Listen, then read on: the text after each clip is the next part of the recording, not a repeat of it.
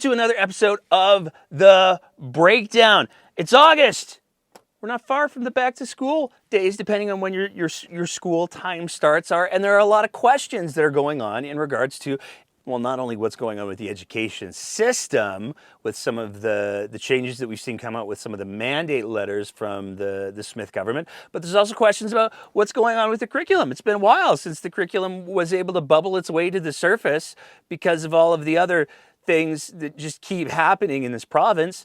So we're going to try to see if we can bubble a little bit up today. And we're doing that with the help of one of the experts on curriculum, in particular social studies curriculum in the province of Alberta, Dr. Carla Peck.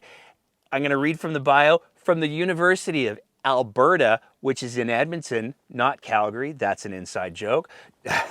Dr. Peck is a professor of social studies, education in the Department of Elementary Education. She's got a bunch of letters. There's awards. There's a bunch of them. You got medals and stuff. Dr. Peck, welcome back to the show. 2023 Queen Elizabeth II Platinum Jubilee. Who gave that one to you? Who presented it? I'm curious. Rachel Notley gave that to me. Okay, well there we go. Yes, nominated me and gave that to me. Yes, that was quite a surprise and an honor for sure. Yeah, that's I did not get one. Well, it completely caught me off guard when I got, the email saying I had been nominated, and I thought, my goodness, yes, this was not something I had ever even imagined. So yeah, it was a very lovely surprise. Very cool. I almost want to see the medal. I've never seen one. Well, as it happens, this was not planned. There we go. There we go. This was not planned. So, it just happens to be sitting on my desk next to me. Yes. So, and they pinned it on me, and there was there's a nice certificate that goes with it. That is. Are there rules about like when and where you wear that?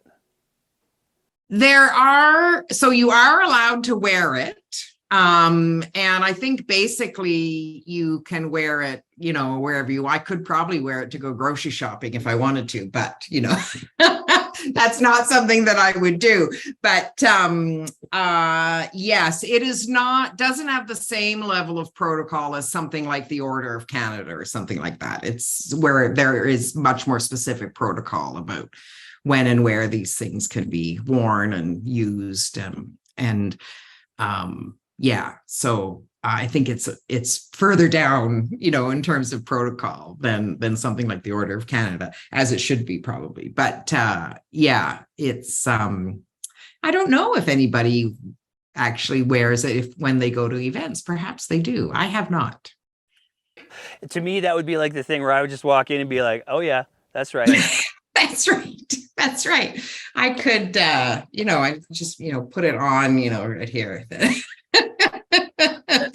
Yes. So no, it was a real honor, and Dr.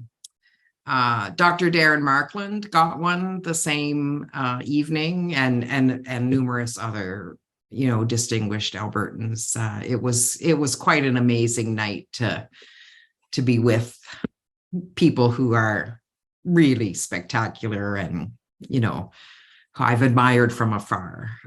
So it was a lovely evening. That's very cool. Let's get into the state of education in Alberta.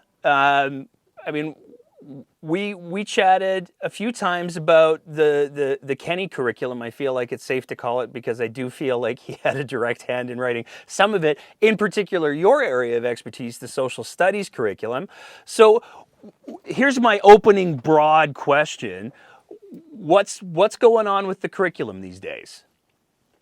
Okay, well, the social studies curriculum, as you will recall, and your listeners will recall, when it was launched in March of 21, the social studies curriculum in particular received a huge amount of backlash. because it was so inappropriate, it almost defied belief. My colleagues across Canada, it was released so close to April Fool's Day that my colleagues across Canada actually wrote to me and said, is this an April Fool's joke? Because they could not believe what they were seeing. And I've, had to say, no, it's not a joke. This is what they're really proposing. And while all of the curricular areas received a large amount of scrutiny, the social studies curriculum, proposed curriculum, was the only one that was actually repealed or pulled back from planned implementation by the UCP. And in December of 21, they released what they called a social studies blueprint, which was a very much a scaled down, high level overview of what they plan to do to revise the draft that was so bad that they actually pulled it back and said they needed to redo it. I took a really close look at what was proposed in March of 2021 and the blueprint that was released in December of 21. And frankly, they aren't that different when you get it down to what the content was actually going to be focused on from year to year in the different parts of social studies, whether it's history, geography, civics, or whatnot. And so I didn't have a lot of faith that whatever evolved after the blueprint would look very different at all from what we actually saw in March. So I've been waiting and waiting and waiting for information on what does the revised social studies curriculum look like, and we still don't have it. And that is a year and a half or a little bit more than a year and a half later. If the blueprint came out in December 21, this December, it'll be 2 years since that blueprint was released. I have written several times to the Minister of Education, the former Minister of Education, Adriana Lagrange, and I think she pronounces it Lagrange. Sorry, that's my French language coming in.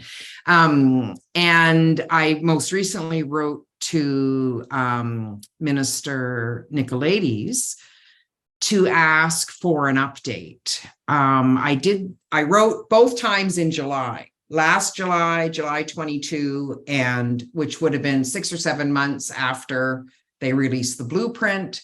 And then I wrote again this July asking for an update. And in July 2022, the response I received was that they were planning to pilot this coming fall, September 2023.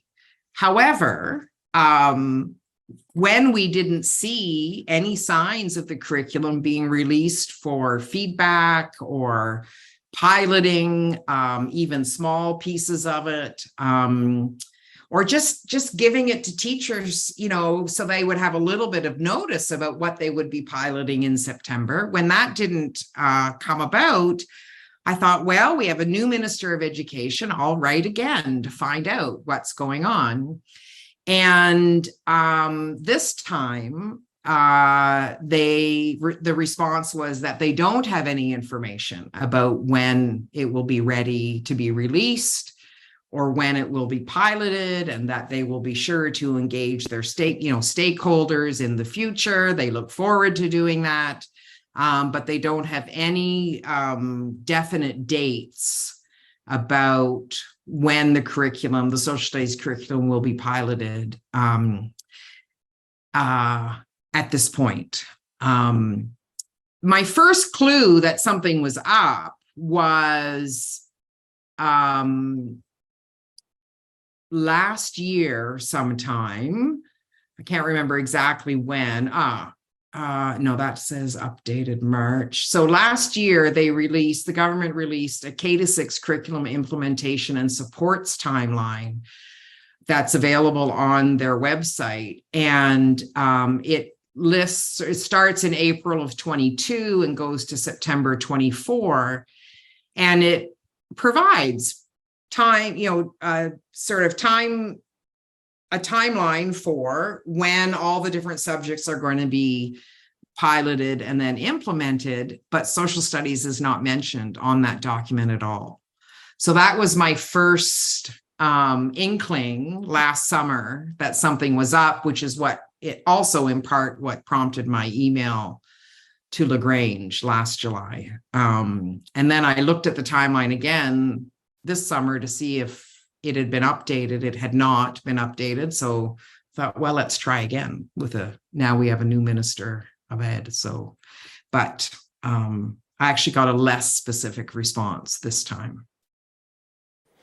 Have you heard any, I guess one of the questions that I want to ask is that because going into the first curriculum redraft or drafting, because correct me if my history is wrong, please, but my understanding, or at least my recollection, is that there was a curriculum development process that happened over several years that was initiated and implemented over more than one government. So it was initiated by the PCs, the NDP kind of kept the ball going.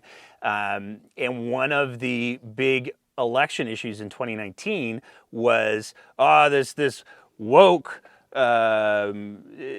curriculum is bad, and so we have to get rid of this woke curriculum, and we have to there was a couple of other buzzwords that were being used by Mr. Kenney at the time, but that was one of the things that they campaigned very heavily on. And then when their rollout happened, it was bad. I mean, there was no short. We were talking before we started. You've got a mug, I've got a mug. There was merchandise that was made that people bought because of just how bad the curriculum, particularly the social studies curriculum, was. Do you think that it's? Have you heard about anybody who's working on it? Because we knew who was working on it with Mr. Kenney, the one guy, ostensibly. But have you heard of any working groups or any development groups or anything like that? No, and in my email to LaGrange and Nicolaides, I asked very specific questions, including about who is working on it. Who is writing the curriculum? Are Alberta teachers involved? Are any Alberta-based education academics involved? There are 10 faculties of education in the province. They could easily go to, any of those faculties of education to find experts who could lend their expertise to the process. I asked, are Indigenous elders or knowledge keepers involved? What about members of other communities, LGBTQ2S+, immigrant and refugee communities, et cetera? People who were involved when the process began, sort of between 2010 and 2015-16. As you said, by several different governments, including it was begun with the Progressive Conservatives. And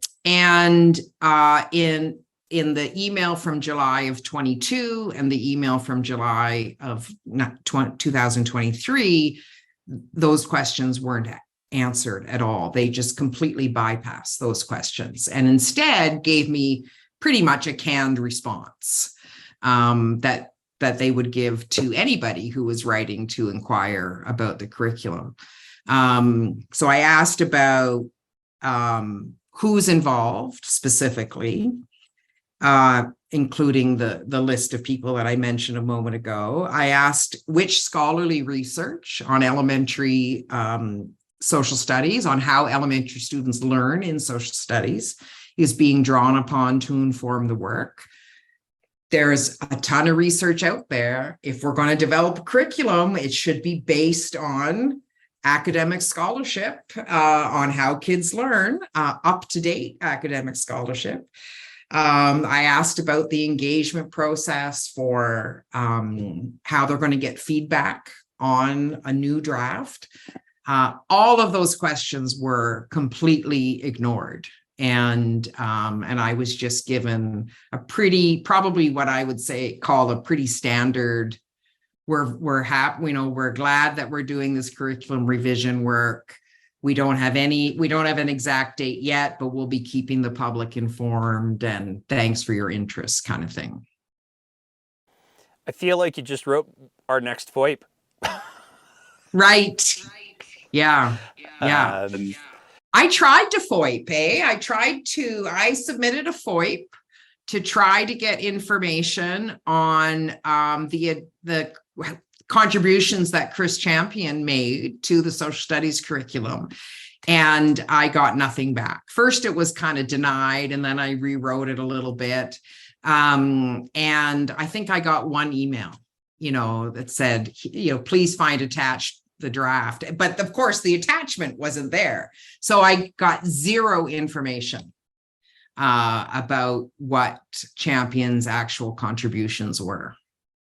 Yeah, some of the FOIP responses that we've gotten have been pretty comical. We asked about Dr. Henshaw's hiring and then unhiring, and one of the responses that we got was that they couldn't give us a reply because it could threaten the safety of law enforcement. And I was like, really though? Like, I feel like you're just copy pasting at this point.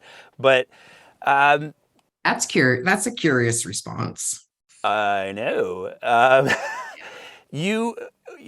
We've seen, and you kind of alluded to this, you kind of touched on this, there's been a change in education minister. We had for a good chunk of time, God help us, Adriana LaGrange.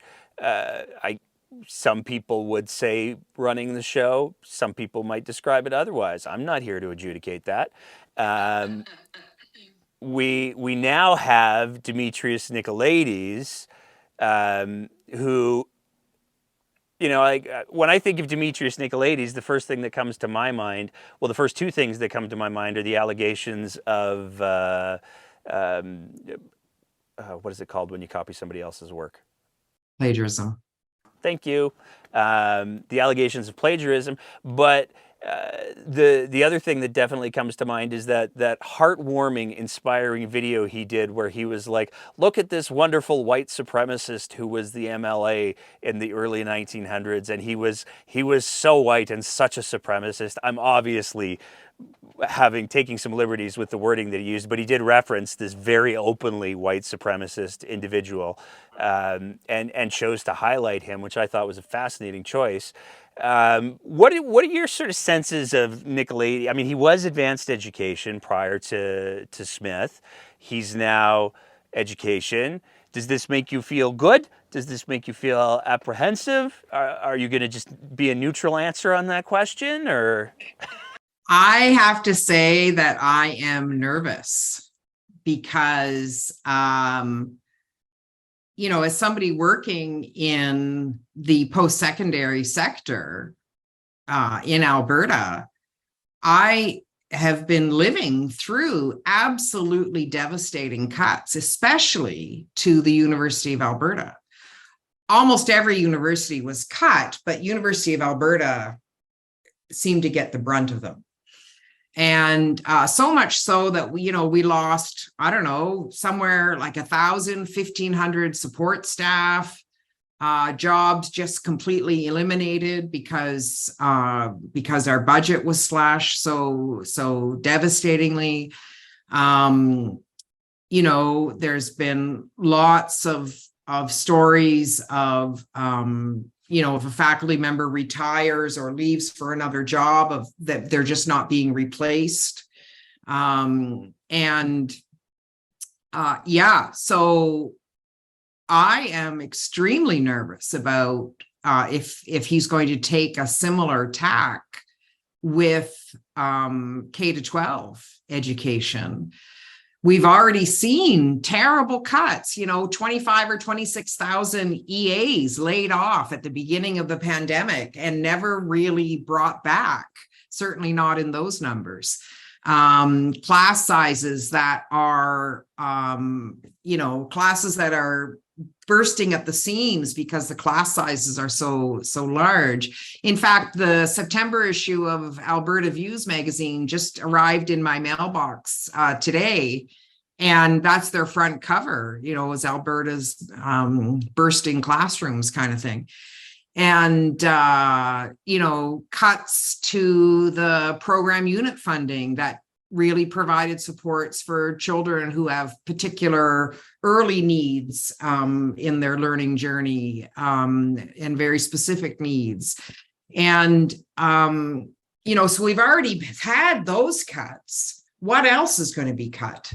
What else is going to happen with charter schools? How far are they going to be expanded? Which every time you provide funding for a charter school, you're taking funding out of the public system. And I know people are going to say, well, charter schools are part of the public system in Alberta, but charter schools don't have to take every student that applies. They can impose fees on students like uniforms and, other sorts of things. And so they're not public in the way that actual public schools are.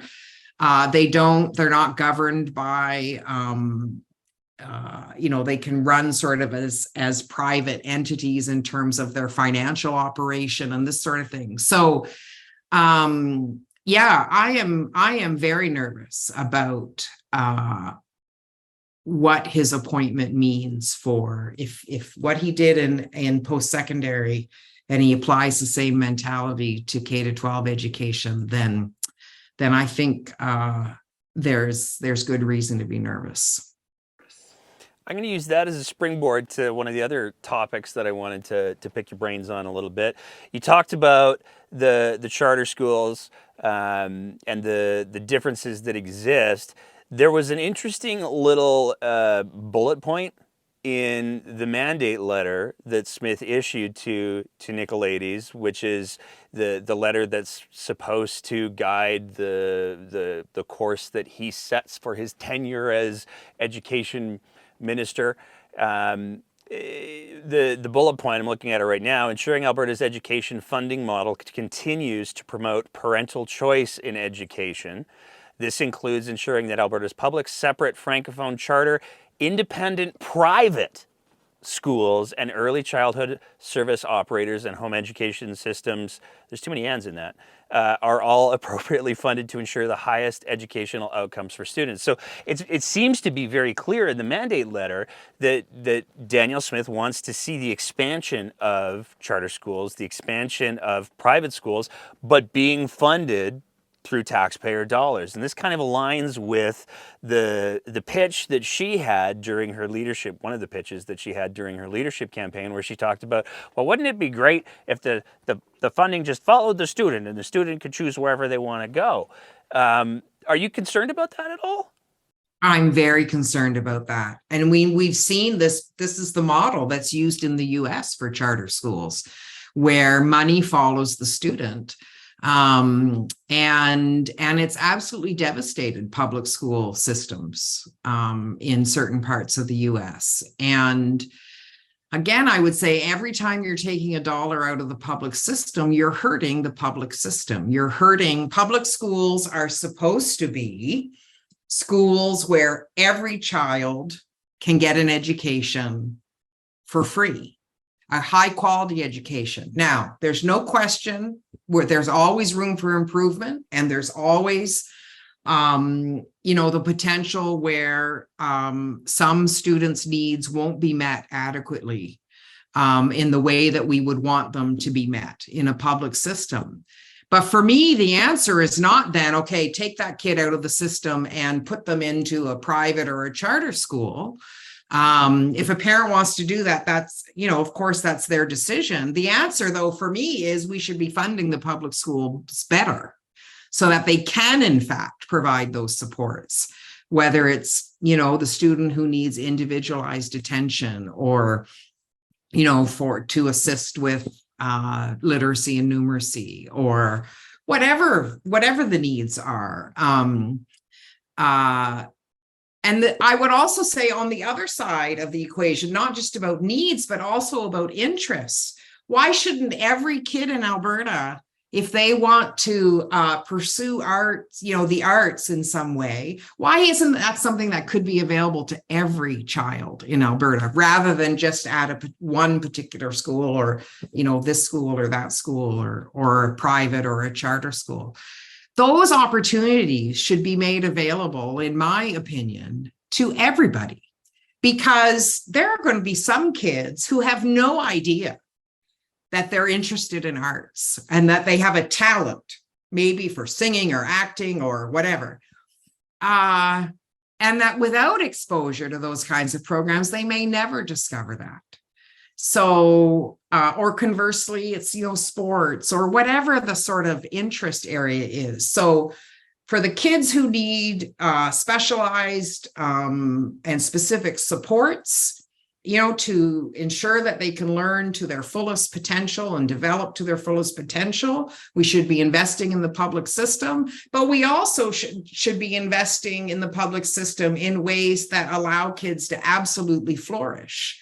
And those could be the same kids. In fact, the kid who's got certain needs also wants to flourish, and maybe those arts programs or sports programs or tech programs or whatever they are what allow them to become, the amazing kids that they are and that they want to be and that they dream of being. But the minute you take money out of the public system, you damage the ability for the public system to respond in those ways. I have a couple of specific things that I want to get your thoughts on in regards to the mandate letter, because that does, for the foreseeable future at least, set sort of the tone and tenor of the education ministry. I can't help but notice that the word social studies also does not appear in the mandate letter. The word social does, but it has to do in regards to a sentence where they're sort of talking in about the broad terms: we will take clear and decisive action to grow and diversify our economy while ensuring our health, education, and other core social programs are world class. Only one of those has to do with education, so I'm not sure why the rest is in there. But the other one has to do with a ministry working collaboratively with the Ministry of Education, working with the Ministry of Seniors, Community and Social Services. Other than that, the word social doesn't appear anywhere else in the mandate letter. But before we get too far into the weeds on that, what are your takeaways from the mandate letter? Well, I mean, the big thing that jumped out to me, and we've talked about this already, is the kind of placing charter, independent, religious, private, homeschooling on equal footing with a public education system in terms of funding. And so that's really problematic for me. If somebody has the means to send their child to a private school, that is, of course, their decision, and it's sort of on them to pay for it. Why a private school should be partially funded by everyone else's taxpayers' dollars, I'm not I don't actually think that's because it's not accessible to every child, right? Public funding should mean that it's accessible to every child, and so I really struggle with that. I thought the sections on curriculum were very vague and did not really point to anything ambitious or inspiring in curriculum, which is what, for me, this is what curriculum is all about. It should be ambitious. We should have high standards for our learners. And it should be inspiring, because I've always said curriculum is ultimately about the society that we want to create. It's about trying to imagine what is it that our citizens need now, but also into the future. And so in that way, curriculum is an aspirational and can be an inspirational program and document, for thinking about what kids are going to learn. None of that sort of aspirational, inspirational feeling was in the mandate letter at all.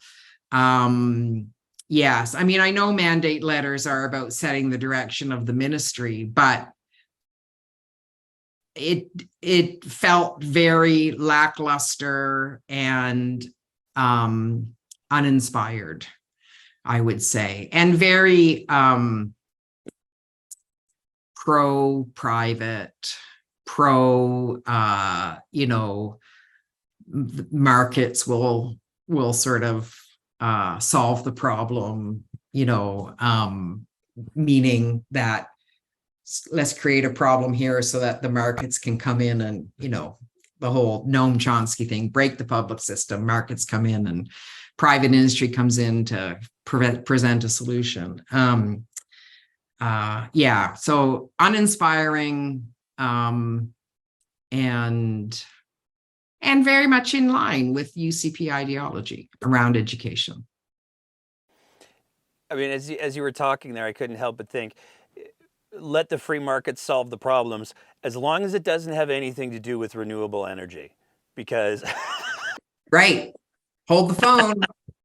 That's right. I couldn't pass that one up. What do you make of, like, that's a whole other podcast for somebody with way more expertise on that than me, but yes, very good point.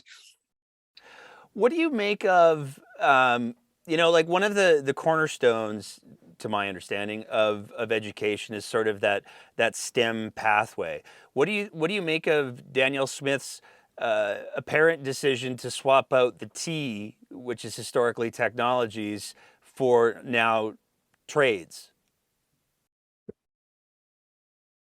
Again, this is very much in keeping, right, with the UCP and before Danielle Smith's time, that Kenny created what I think is a straw person argument that people were anti the trades. They were anti trade schools. I don't know anybody who's anti trade schools. I think I value post-secondary education, whether that means a university, a community college, an arts college, trades, whatever. I think that it's always, whatever path you choose, I think it's just important as human beings that we continue to sort of learn and evolve and recognize that we don't actually know everything when we graduate from high school, and that there's a big world out there and we know like this much about it. And, it's important to keep expanding our ideas and knowledge and be exposed to ideas different from our own, so that we continue to grow as people. But this is the kind of rhetoric, this anti-elite, and somehow if you have a university education, you're automatically pooled in with the elite. Anti-intellectualism, this attack on anybody with a university education that you must be anti-trades because you've got a university degree. The anti-intellectualism and anti-academic that during the Matt Wolf Twitter era, and Kenny's sort of reign over the UCP was crystal clear. There's no doubt that this kind of rhetoric and attack against academics existed. And to me, this is just a continuation of that. Is it a little softer? Maybe, but it's the undercurrent is there for sure. I mean, we might not have a Maddie anymore, but we've definitely got a Rob Anderson. And he's shared some thoughts on the Twitter machine. Yeah. So Yeah. I'm curious, one of the other things that, and we talked about this a little before we started the program proper, but one of the other things that we talked about, I want to get back into, because, you know, your expertise, the reason why our paths crossed in the first place was because of your expertise in curriculum and the idea of what curriculum should be. And it seems like in a lot of ways when Kenny and co were trying to produce their curriculum, what they were trying to produce was not a roadmap with all of the different roads between Calgary and Edmonton. They were trying to say, you will go from Calgary to Edmonton. You will start by taking 6 steps turning left, and then you will take this many steps, and then you'll see a creek. You'll walk over, and it was just incredibly prescriptive. One of your big criticisms, if I remember correctly, was that prescriptive format, especially when it doesn't come from a place of expertise in regards to curriculum development, is actually harmful. There's some other pieces in the mandate letter and in a couple of other mandate letters, at least one other one, that talk about, you know, wouldn't it be great if teachers didn't really have to do that much schooling to become teachers? And, you know, it strikes me that if you're going to go with this, you'll take 6 steps and then you'll take another 6 steps and look at the flower, look down at 45 degrees, then look back up, continue down the pathway. If that's the approach that you're going to take, which is harmful for kids' education because all it takes is one little curveball and now you don't know what to do, that could theoretically work with, you're just going to, you know, ka-chunk, there's a new teacher, ka-chunk, there's a new teacher. But given the dynamic nature of classrooms, do you have any concerns about sort of this fast tracking of teachers that seems to be a theme in this mandate letter as well as the advanced education mandate letter? Yes, definitely. I first came across this issue in the mandate letter for the Minister of Advanced Education, who is tasked with exploring alternate means for teachers to be qualified, people to be qualified to become teachers. And the focus was on faster, how to get people into classrooms faster. I have real concerns about this because, I mean, my take on the curriculum process and the whole sort of orientation taken to curriculum by the UCP government, number one, it doesn't treat students as people who can actually think, that they are empty vessels who need to be told exactly what to think, and as if they don't have minds of their own, and thoughts and ideas of their own, and that the job is not to teach kids how to think, but instead it's to teach them what to think, which for a government that is so concerned about indoctrination is highly ironic, never mind hypocritical. So number one, the underlying belief seems to me that kids don't know how to think, and nor should we expect them to think. They should just sit and absorb. And number two, by providing such a prescriptive curriculum, and I mean, the social studies was maybe the worst/best example, because it literally was hundreds and hundreds of bullet points of just factual information. To me, that was an attempt to kind of teacher-proof the curriculum, meaning that because it was so content heavy, the default way to teach it would be rote memorization, because it was so jam-packed, there'd be no time to actually think about the ideas included in it in any way, shape, or form. You'd only have time to remember this, give it back on a test. Okay, now move on to the next list of items I have to remember. And if all you're asking kids to do is memorize, then you don't actually need to know any pedagogy. You don't actually need to know strategies in how best to help students learn and support students in their learning. And so that's why I say this was an attempt to teacher-proof the curriculum. And to me, it reveals the belief among some members of the government, at least, that teachers are not professionals, that they are not actually highly qualified in understanding how do you get 30 different students who all have 30 different learning needs to actually learn what we're trying to do in the classroom. And they just see teaching as mere content delivery and not actual learning, content delivery as opposed to learning. And so this idea about fast tracking people, and a friend of mine from Virginia reached out to me and said that there is a version of this that exists in Virginia, and people can be certified as quickly as sort of 6 weeks. And he said it's really bad. It's really bad.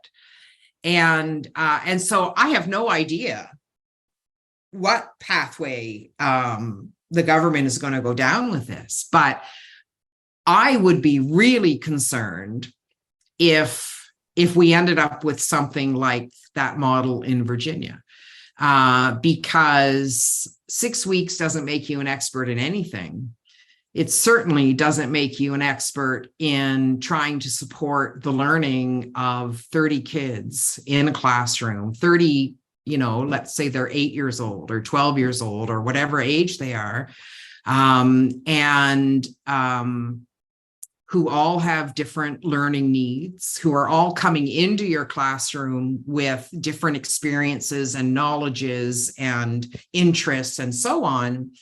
But again, if you just think teaching is about content delivery, then you're going to believe that that's enough, because all you need to do is stand somebody at the front of the classroom and say to students, learn this, listen to this. Well, I would like anybody listening to this podcast to try to stand in front of a classroom of 8-year-olds and lecture to them.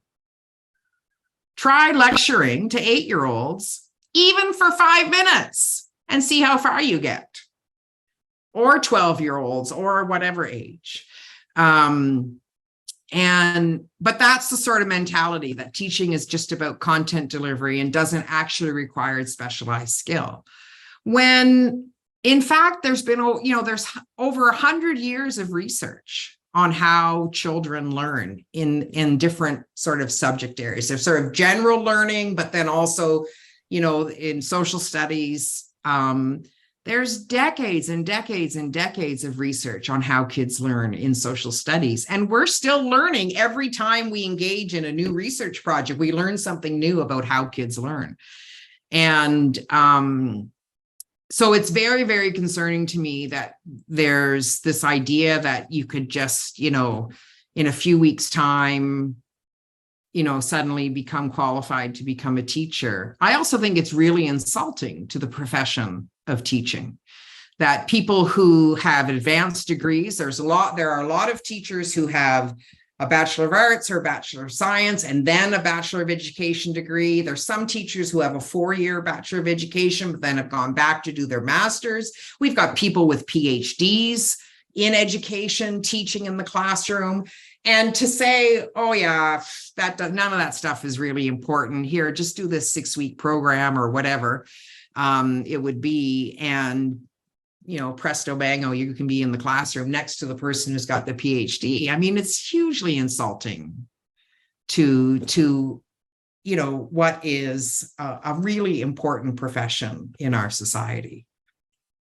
It strikes me almost as ironic in a tragic way, because one of the things that the UCP, and we kind of kicked off our conversation with this, with the trades piece, one of the things that the UCP has said is, you need to treat tradespeople with respect.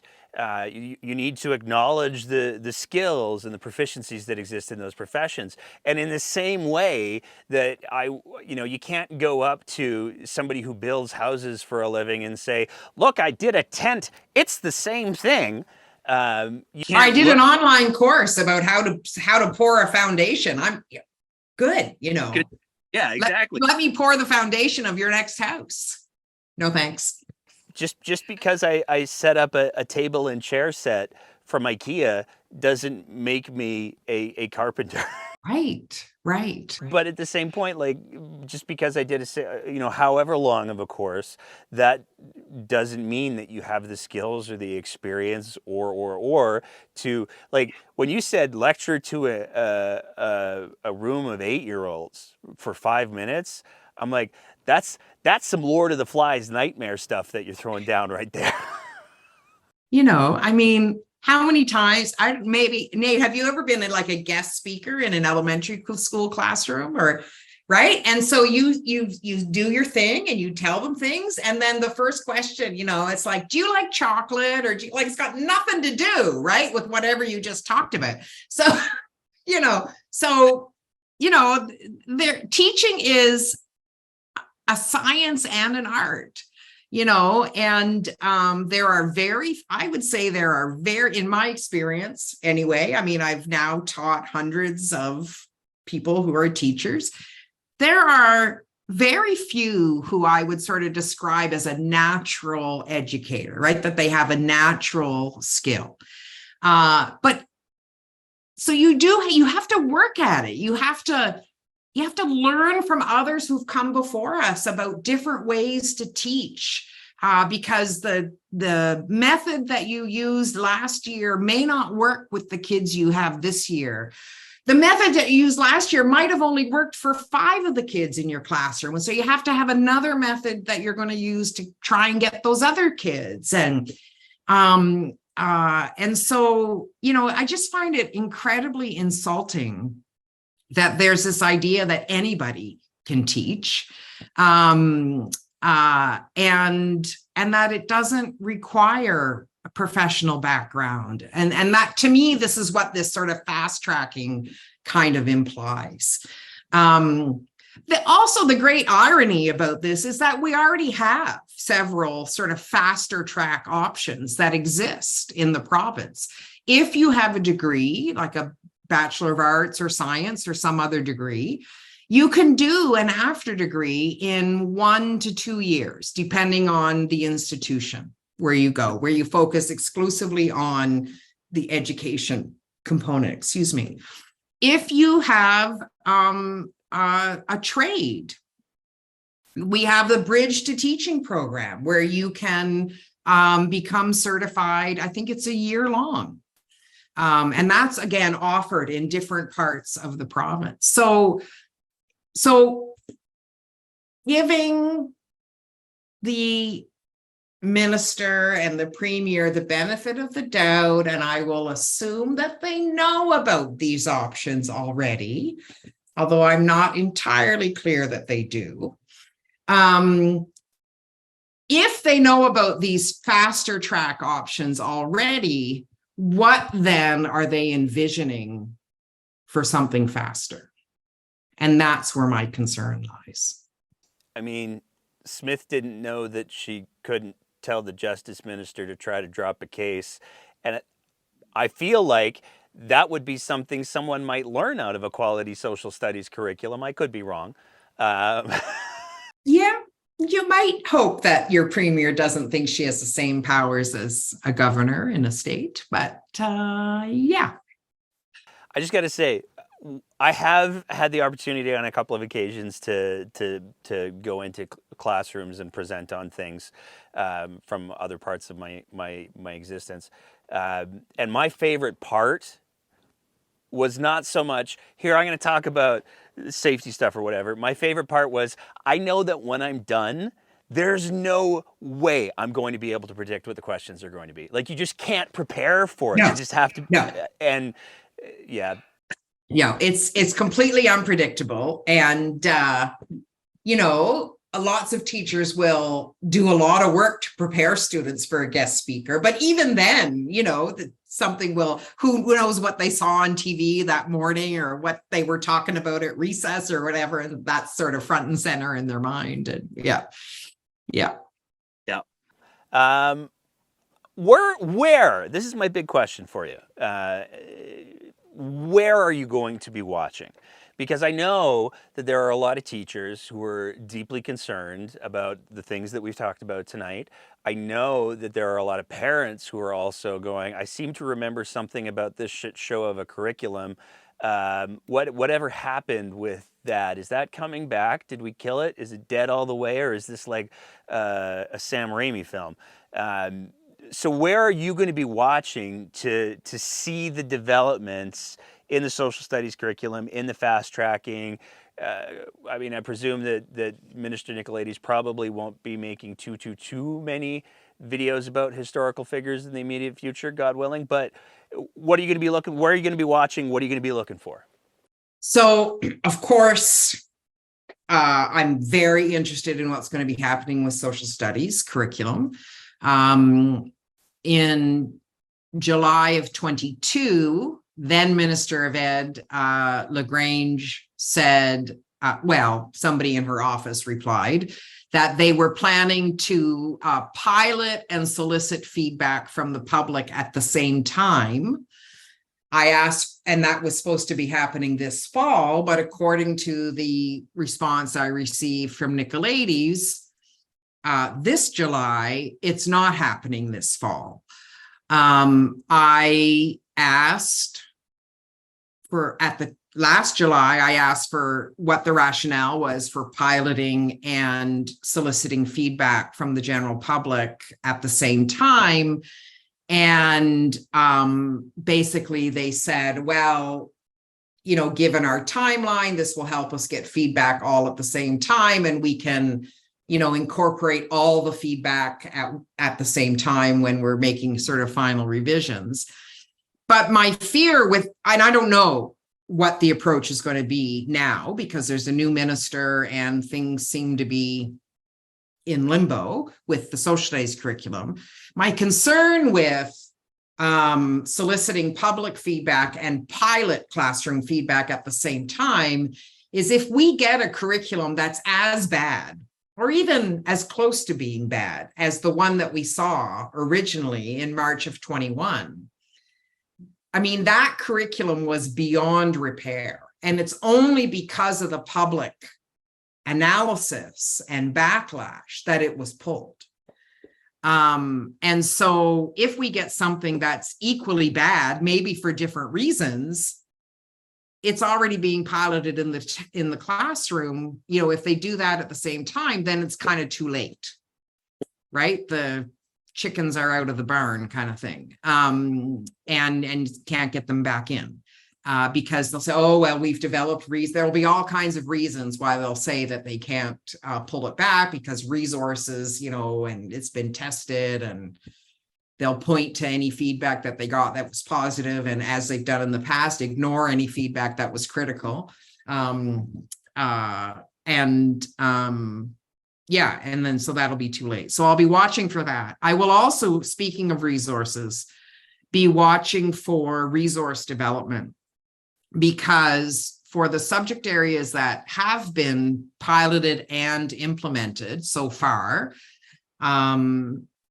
physical education and wellness, and I think science has been piloted at least and is going to be implemented, I think maybe this fall, and a few other areas, there haven't been resources developed.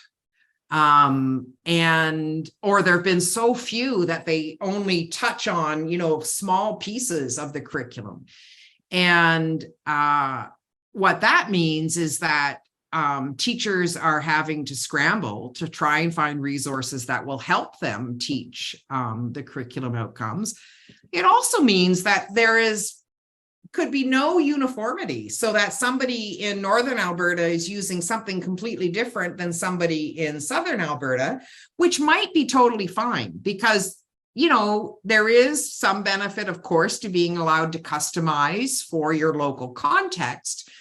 But if there's no quality control whatsoever on resources, then that could open up all kinds of possibilities for not good things to happen, right? That somebody's using a resource that maybe they didn't realize, especially in social studies, maybe they don't see it as a racist resource or stereotypical or completely out of date or whatever. And so, I think that the resource question is a really serious question.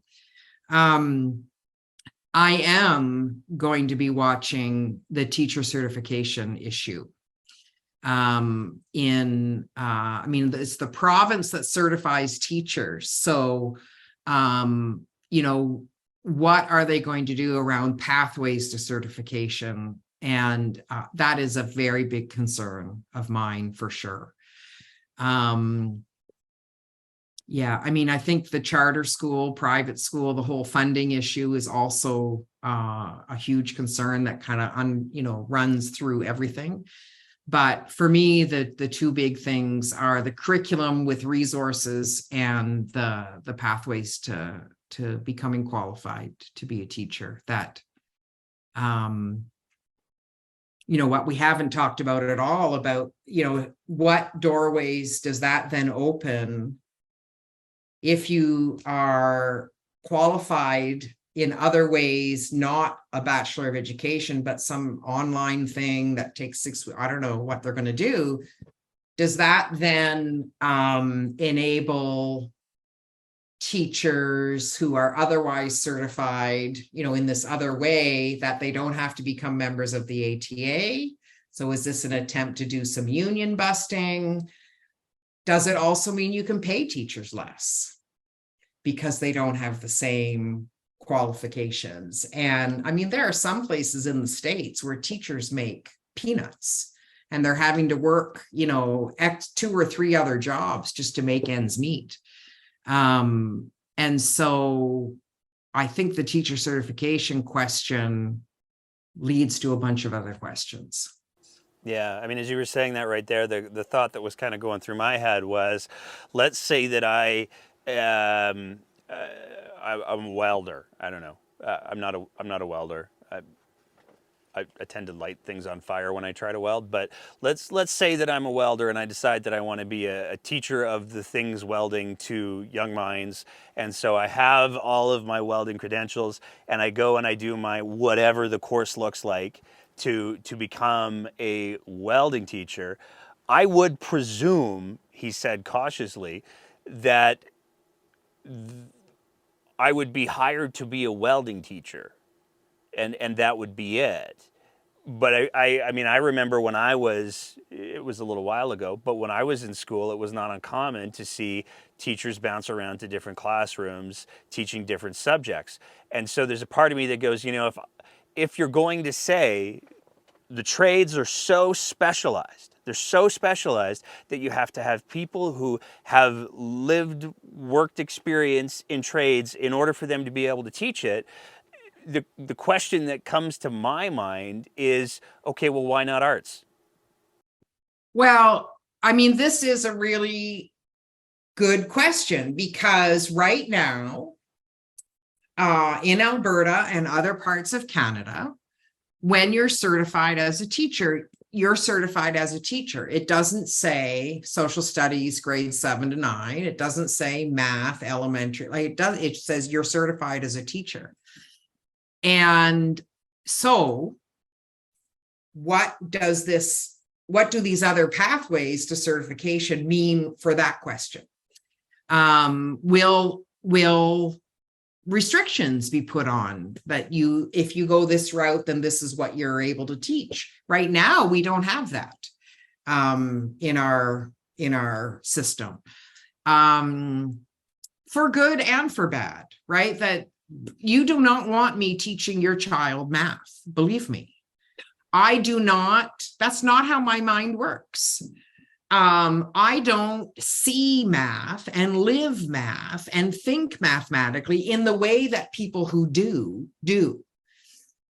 I see everything through a social studies lens. I can make connections to everything, to history, geography, place, you name it. And that's how my mind works. But if I was still in a K-12 classroom, it's possible I could be assigned to teach math. And that's not good for students. And it's not good for me either, because I would be in misery. And you don't want a teacher who's, 2 pages ahead of the students in the textbook. You want somebody who actually has the knowledge and skill and capacity, in their subject area to be able to bring it alive for kids. And so, it's my long-winded way of saying, yes, that is a concern, what you raised about, what does an alternative pathway to becoming a teacher mean for when there isn't the possibility to offer a welding class because there aren't enough students who want to take it. And so now you've got a teacher who needs something to teach. What do we do then? I just remember that when I was growing up, we had shop, and there was it only happened a couple of times, but we would get for reasons, the shop teacher would end up teaching language arts or social studies or math. And as soon as we saw him walk in, there was sort of this simultaneous, we're going to be able to get away with so much. And also he's going to get so mad and throw stuff. So it was a very different skill set, I think. And I shudder to think of, your math thing just gave me anxiety, because I have a nephew who's shown some of his work, and there's symbols on there. I don't know what those are. And so I can't imagine somebody who has, dedicated their life to a certain trade and then decided, maybe my knees. So they decide that they're going to go do 6 weeks or a year or whatever it is in order to explore this other pathway. And then they get thrown in a classroom like that. It doesn't seem fair to that individual. It doesn't seem fair to the students. And I want to be really clear, that individual that you're describing might be the most amazing teacher ever. But what have we done as a profession by not supporting them, not making sure that they can do that transition, right? They might be amazing in the classroom and they might have lots of good ways to engage students, but you can't get a degree in literature or literacy over the summer when your teaching assignment changes. And so, if that is going to be what ends up happening, then we've got to make sure that teachers are supported, because it's not fair to the individual who's put in that position. It's also not fair to the kids. Like I said, you definitely would not want me teaching kids math. This is not my forte. And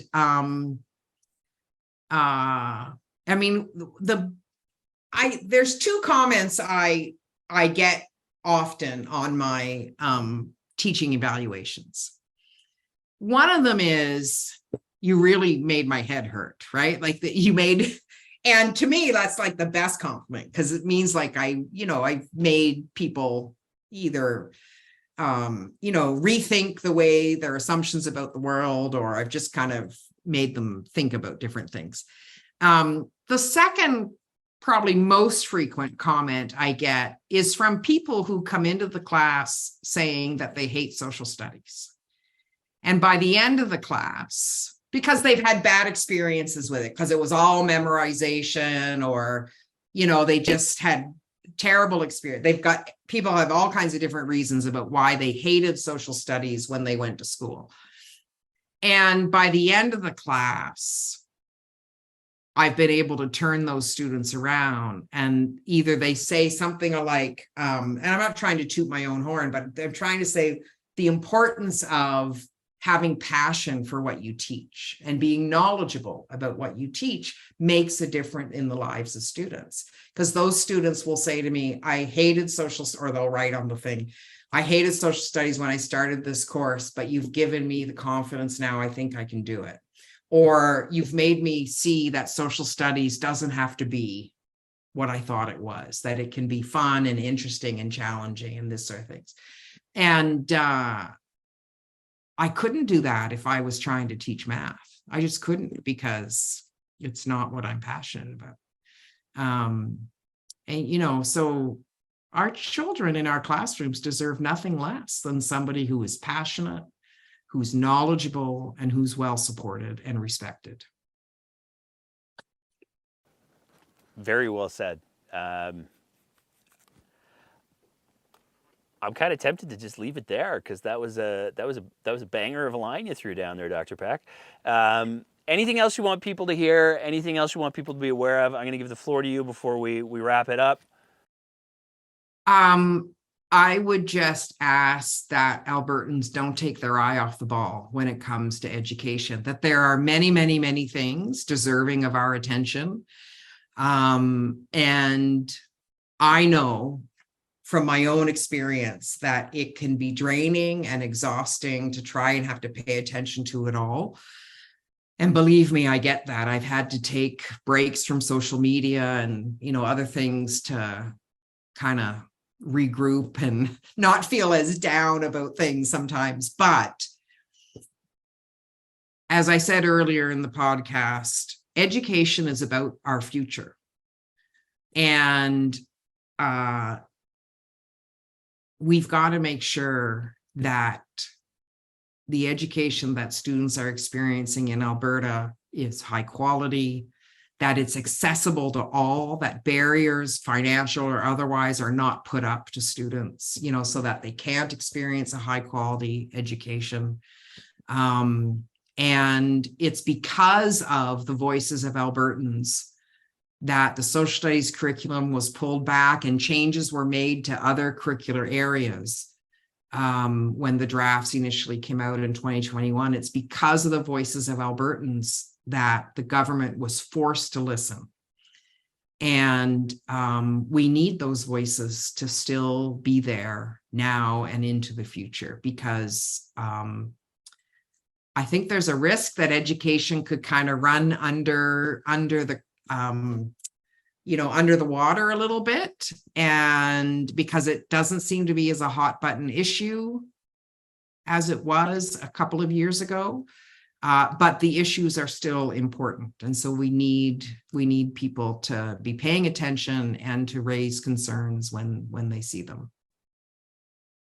Well, especially if, one of the things that you talked about earlier was the idea that the UCP may have well learned from their curriculum mistakes. And if they do decide to pilot it as well as solicit public feedback, I remember when the first edition of the curriculum came out and they were like live editing the PDFs on the websites because everybody was going, what the hell is this? And that happened very, very quickly because people were engaged and people were paying attention to it. So I think that you raise a very important point, that it's critically important that people are preparing for that possibility, that it may have to be a all hands on deck in order to prevent something really horrifying from happening. Yeah, no, that's exactly right. And you're exactly right that the government, somebody in Alberta education was making edits to documents that were supposed to be getting, they were supposed to be getting feedback on, and they were changing the wording of certain sections. I've got screenshots of what it was and what it got changed to within a matter of hours. And it's only because of people, the general public, paying really close attention to say, wait a minute, didn't it say this? And now it's saying this. And that's just shady practice. You don't put something out for public comment and then change it while it's being commented on, because now people are viewing different documents and they're not commenting on the same thing. So yeah, we need active citizens who are willing to be involved and see the need to be involved. And we've got them here in Alberta because we saw it with the first sort of round of curriculum work. So we need those folks at the ready now for all of the issues that we discussed, and probably a whole lot more that we didn't have time to discuss. Probably. And there will probably be, I imagine, no shortage of surprises when whatever happens, because, I mean, if anybody had suggested to me that, you know, when they roll out the new curriculum, this is the kind of dumpster fire, evolving dumpster fire that it's going to be, I'd be like, there's no way. And now it can't possibly be that bad. Ta-da! If there's nothing else that anybody who pays attention to Alberta politics should know by now, is that it can always be worse. Indeed. Well, I hope that when we do see some movement on the social studies curriculum, we'll be able to get you back on the show, because I enjoy like, this is going to be off the cuff for nobody else is going to know what I'm talking about here, but like every time I think we've had you on the show, there's been like a half hour to 45 minutes of just like small talk that happens beforehand. I enjoy that just as much as I enjoy like let's get into the details. So I want to say thank you. Yeah, we always have lots to catch up on, that's for sure. We do. And I mean, maybe next time you're on, you'll share the camel story with everybody else. Well, now that's a teaser for the next time. That's right. Oh my. Well, yeah, I mean, certainly when we do finally see whatever the social studies is going to look like, you can be sure, for better or worse, I will have things to say about it. So whether you want to have me on or not is another question, but I will definitely be, I will definitely have things to say. And hey, if it's great, I am prepared to say it's great. This is not about just, you know, trashing everything, you know, that this government puts out. I would love it if it was the best curriculum I ever saw. I would love it. I would love to do that episode. I would love to have you on and be like, so what do you think? It's all good. Okay, great. It's amazing. So let's just put that out there into the ether and see what happens. Awesome. Thank you so much for your time, Dr. Peck. Thank you so much. And that's it for another episode of The Breakdown. As always, if you appreciate the kind of content that we're trying to produce here, we would love nothing more than if you thought about signing up to be one of our Patreon sponsors at www.patreon.com/thebreakdownab, where for just the price of a fancy cup of coffee a month, you can help us continue to produce this kind of content.